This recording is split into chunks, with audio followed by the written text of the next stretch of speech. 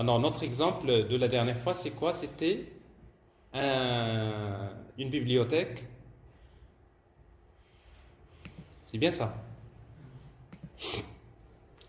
Nous avons bibliothèque qui contient plusieurs étudiants. Chaque étudiant est défini par le code, le nom, le prénom, l'âge. Il peut emprunter plusieurs livres et chaque livre est défini par son ID, le titre, la date d'emprunt et l'attribut rendu qui peut être soit oui ou bien non. Alors, comment on va déclarer cette histoire? Alors, on va créer un schéma XML, new XML schema.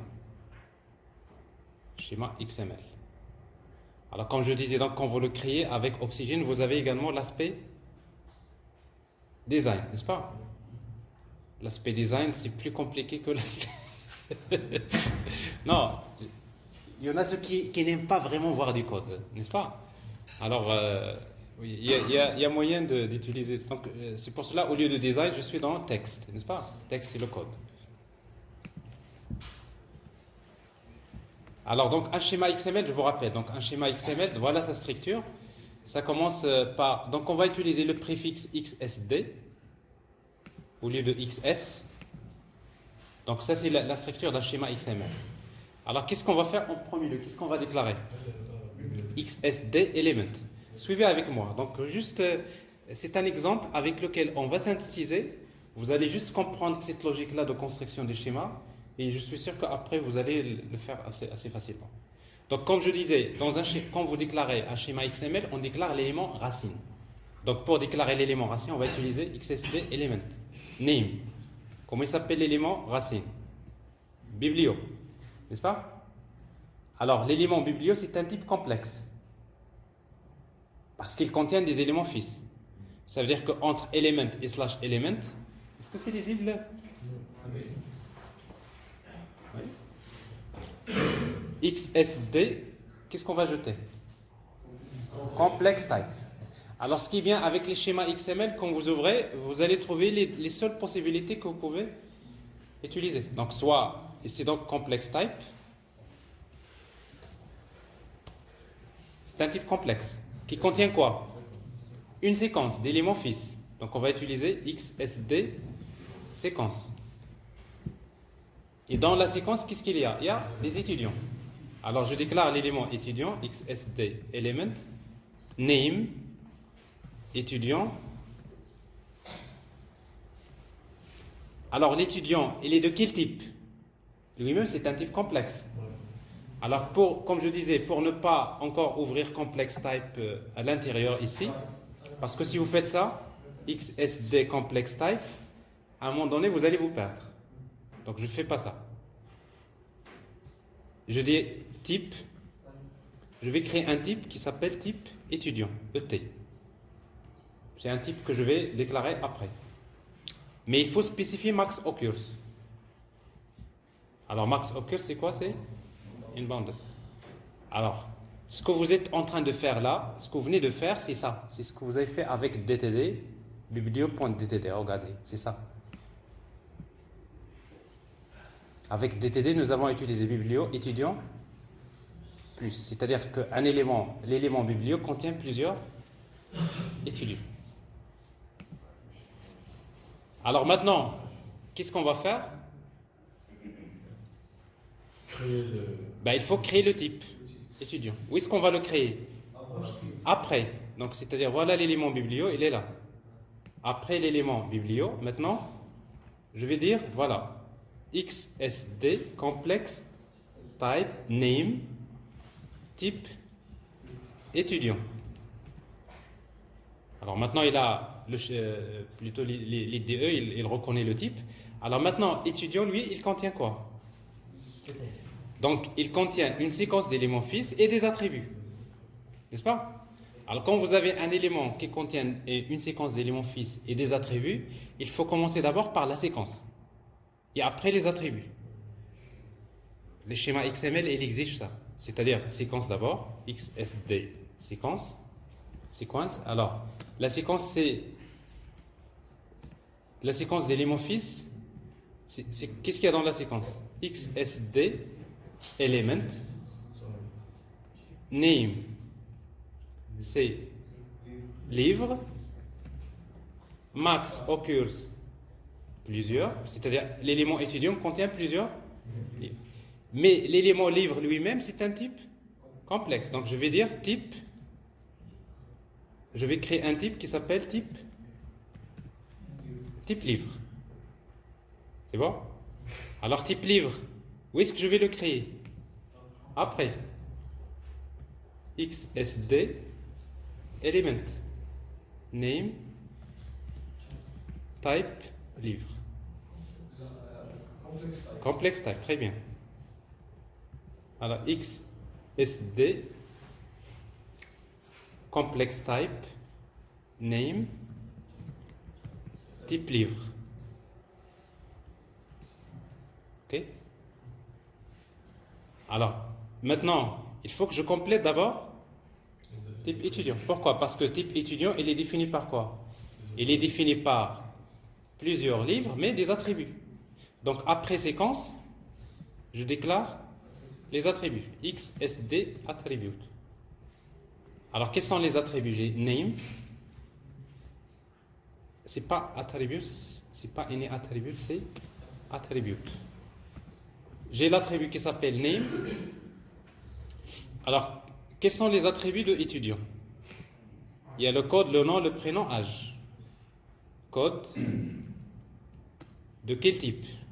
Alors, on peut utiliser XSD int, par exemple. La présence use obligatoire. Je déclare XSD attribute name nom qui est de type, vous suivez? String.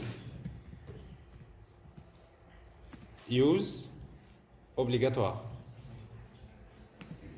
Il y a XSD attribute name email par exemple de type string.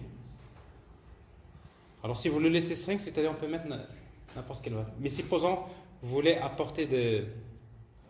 vous voulez appliquer une expression régulière, qu'est-ce que vous allez faire?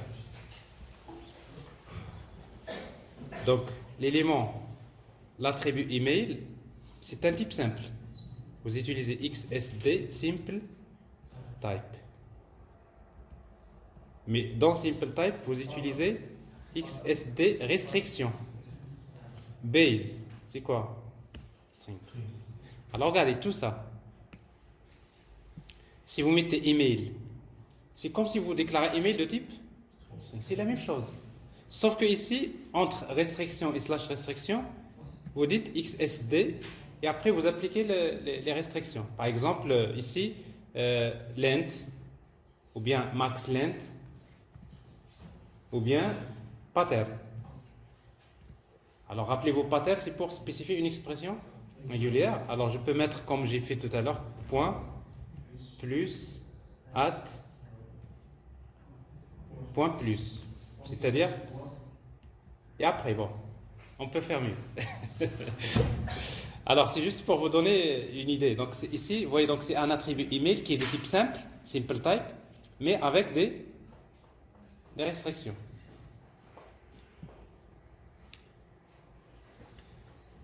Alors, ici, qu'est-ce qui reste maintenant pour terminer? Il y a le type livre. Alors, quels sont les attributs de livre? XSD, attribute,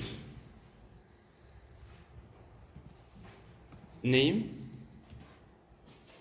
Alors, chaque livre est défini par son ID, de type int, par exemple. Use.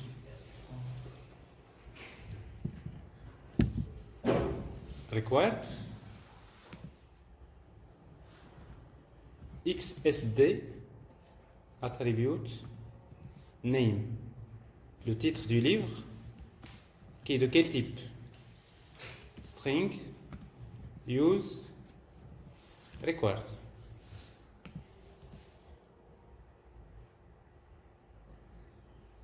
vous voyez bien, quand vous lisez ça, c'est beaucoup de trucs XML, n'est-ce pas? Mais quand vous rédigez, parce que les DE, via l'intelligence, c'est très très rapide. Si vous le faites la première, la deuxième, la troisième fois, c'est vraiment, ça devient, c'est plutôt illogique plus que vous savez ce que vous cherchez, mais les DE, vous faites juste entrer, et ça part vite. Donc vous avez le titre, et qu'est-ce qui reste encore? La date. XSD, attribute, name, date emprunt, de quel type? XSD date. Il y a date, time, date, la date. Il nous reste un dernier, rendu. XSD, attribute, name, rendu. Alors rendu, donc c'est un type énuméré. Il peut avoir comme valeur soit oui ou bien non. Alors comme c'est un type énuméré, on va faire comme on a fait avec email. On va faire c'est XSD simple type. C'est un type simple. C'est quoi la base? Simple type, c'est à l'intérieur de simple type, on va utiliser XSD restriction. Base, c'est quoi la base? C'est un string. Parce qu'en fait, rendu, il contient une chaîne de caractères. Et entre restriction et slash restriction, on va ajouter les énumérations. XSD, enumeration. Alors, quelles sont les énumérations? Il y a oui. XSD, enumeration. Non. Mais quand vous mettez un type énuméré, vous spécifiez la valeur par défaut. Alors, si vous voulez spécifier la valeur par défaut, vous le mettez ici. XSD attribute rendu. Default. Default, c'est quoi? Non. C'est bon? Alors, vous venez de créer donc un schéma XML pour le document. On va l'enregistrer. Alors, ça, c'est biblio.xsd. Ça, c'est l'extension par défaut. Si vous voulez voir la partie design, voyez. Alors, vous pouvez voir ici dans notre schéma, vous avez l'élément racine, c'est quoi? C'est biblio, qui contient plusieurs étudiants. Chaque étudiant contient, voyez, chaque étudiant, c'est type étudiant, il contient des attributs. Il y a le code, il y a le nom, il y a email, et il contient plusieurs livres. Et chaque livre est défini par des attributs. Quels sont les attributs? Il y a le ID, le titre. Ici, donc, vous voyez la valeur par défaut, sinon, etc. Voilà. Alors ça, c'est juste Oxygène qui vous donne ça. Si ça peut vous servir. C'est toujours important, parfois, bien sûr, dans les rapports suivants, plutôt, on a besoin de spécifier la hiérarchie. Donc ça, c'est le schéma de la base de données hiérarchique, si vous voulez, comment il est déclaré comme structure.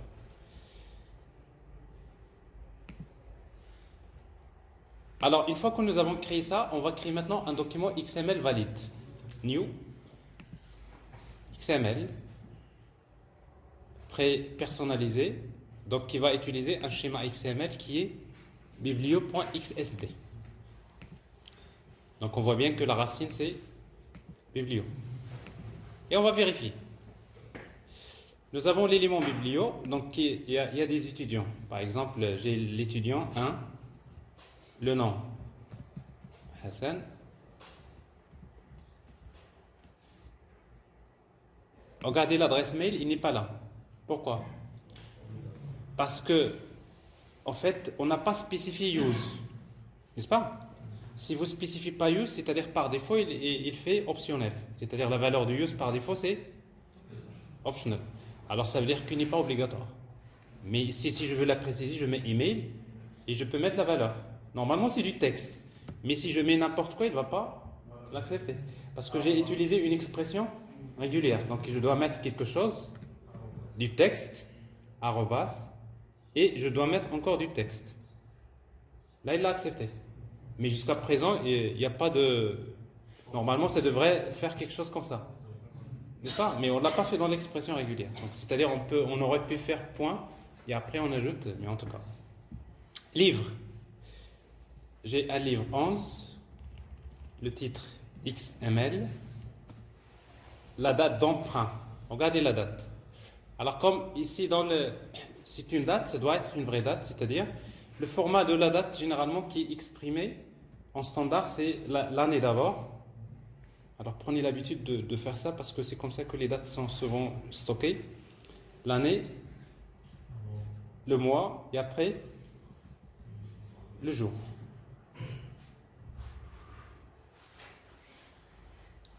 Ce qui est assez logique. Mais après, bon, au niveau des interfaces, c'est-à-dire les francophones, c'est plutôt le jour, le mois et l'année. Mais en réalité, la date, il est stocké comme ça. Pourquoi?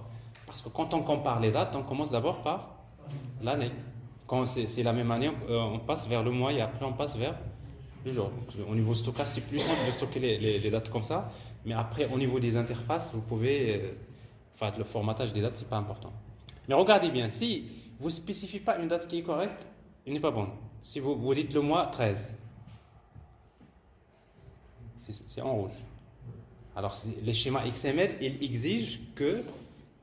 Ça, c'est très important, parce que ça, on ne peut pas le faire avec les DTD. DTD, on ne peut pas faire la différence entre un string et une date.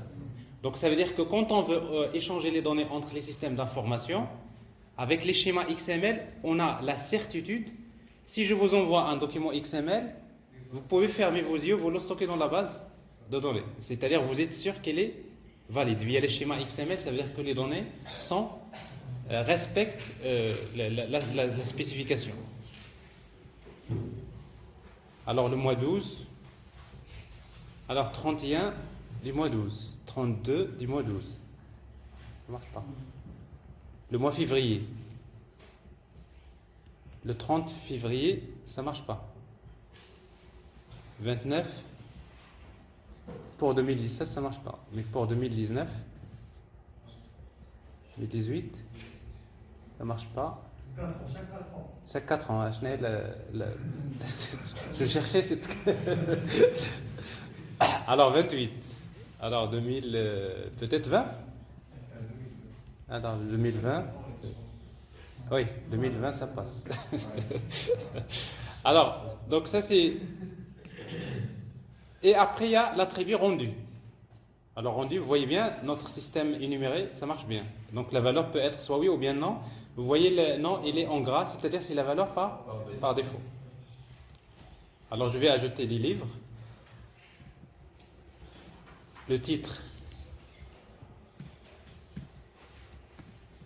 la date,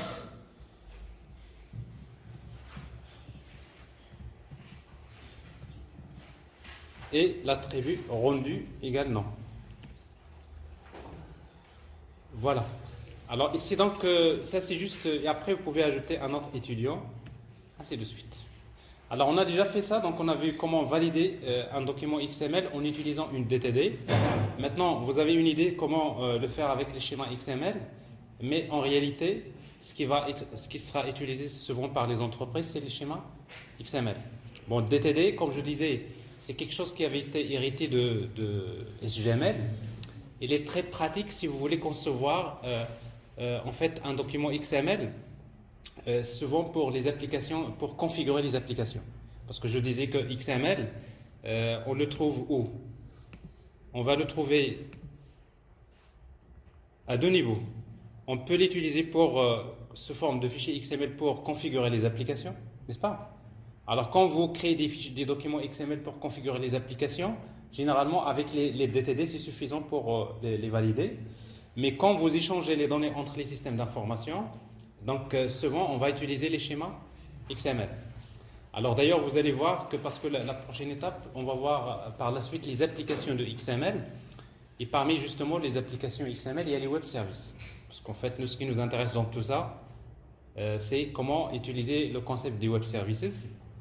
Et quand on va voir les web services, vous allez voir que les web services, principalement dans la base, utilisent des données, des documents XML. Ils utilisent les schémas XML. Donc, c'est-à-dire que XML, XSD, c'est un prérequis. C'est un prérequis qui est important pour comprendre et maîtriser les web services. Donc voilà, c'est pour cela maintenant, dans notre cas, on va d'abord s'arrêter sur quelques exercices d'application. Donc on va commencer d'abord, on va travailler un exercice. La dernière fois, je vous ai demandé de travailler sur un exercice, on va y revenir. Et je vous laisse le temps d'installer vos outils. On va essayer donc de synthétiser tout ça. Donc tout ça, c'est la DTD. Voilà.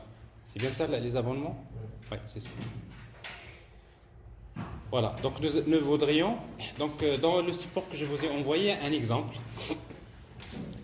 Donc un exemple opérateur télécom qui fournit périodiquement à l'opérateur de réglementation de télécom un document XML qui contient les clients de cet opérateur. Donc chaque client possède plusieurs abonnements. Chaque abonnement reçoit plusieurs factures et un abonnement, voilà un exemple de fichier XML. Ici donc en quelque sorte on vous fixe le résultat. C'est-à-dire on voudrait échanger des documents XML de cette forme. Et après, ce qu'on demande plutôt, d'abord faire une représentation graphique de l'arbre XML. Alors, je répète, représentation graphique de l'arbre XML, c'est quelque chose qui ressemble à ça, n'est-ce pas? Et après, on va écrire une DTD qui permet de valider le document XML. On crée le document XML valide avec DTD. Et après, on va créer le schéma XML équivalent, n'est-ce pas? On crée d'abord la DTD, on le valide. On crée le schéma XML. On crée le document XML valide et après on va créer quelques feuilles de style XSL pour s'entraîner à utiliser donc des expressions expat. C'est clair? Voilà, alors donc ça c'est ce que nous allons travailler. Donc je vous demande maintenant de prendre vos machines, d'installer Oxygène. Et si vous voulez, donc vous avez reçu les supports la dernière fois. Vous avez les vidéos, donc vous pouvez d'abord, si vous voulez revenir, si vous revenez aux exemples qu'on a fait la dernière fois, n'est-ce pas? Et vous pouvez d'abord vous inspirer, une fois que vous savez comment créer une DTD, document XML, vous pouvez utiliser les vidéos que je vous ai envoyées. Après, vous appliquez ça pour cet exemple que vous voyez ici.